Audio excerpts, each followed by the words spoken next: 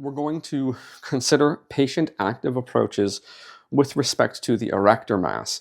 Now, keep in mind that the manner in which my preference is to approach patient-active is with the concept of relational motion. One thing stays still, one thing moves in relation to it. So the area that I'm going to work is what is going to stay still. The area that is going to contract is most often not the area that I'm working on. And the rationale there is that if you lengthen a tissue and you ask for it to contract, there's protective mechanisms, it tends to be uncomfortable. So what I'm going to do is I'm going to have a hand on the erector mass on the opposite side, because on the same side, it is rare that I'm going to get decent leverage on the tissue. If I have to pull it towards me, it's fingertips, whereas if I have to push it in, then I'm likely not doing anything with respect to the erector mass and its attachments. So I want to lengthen the erector mass on some level, especially if it's shortened, and to push it into the vertebral column, I'm not necessarily lengthening it because all of the attachments are on the vertebral column.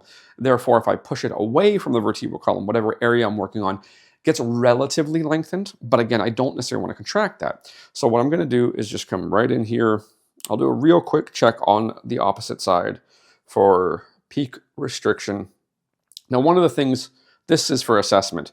If I'm going to check the erector mass and I see other things moving, I'm not checking the erector mass. I'm going to get information about resistance, but if I'm doing this, you see this, I don't believe that that's the erector mass. I believe that that's enough force to impart some form of rotation.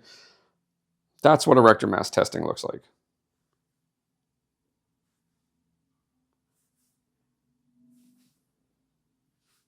That feels like it's about the peak of restriction to you? Yes. Okay. So how do I know that? I know that because everything was squishy. This is no squishy. This is where I work. Okay. So in order to attempt to get connection here, not have it push back into me, and when he's done, move away from me, I have to check. Okay. So push your left shoulder on the table and let it go.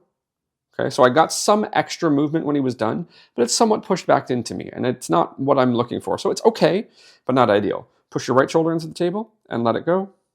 So when he pushed, I was able to gain. So when he pushed, my hand went further the way I want it to go. Therefore, that is useful. Push your left hip straight down on the table and let it go. Okay. Now, as he turned, I got a tiny, tiny, tiny bit further in the direction that I want to go. Push your right hip down and let it go. And that pushes back into me, and you might be able to see it, his torso rotated towards me. So I don't like that. I like the right shoulder and the left hip, so I'm going to try to combine them. Push your right shoulder and your left hip down on the table and let it go.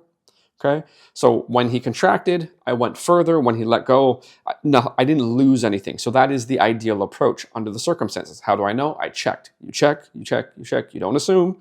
This works in a way that I would not expect.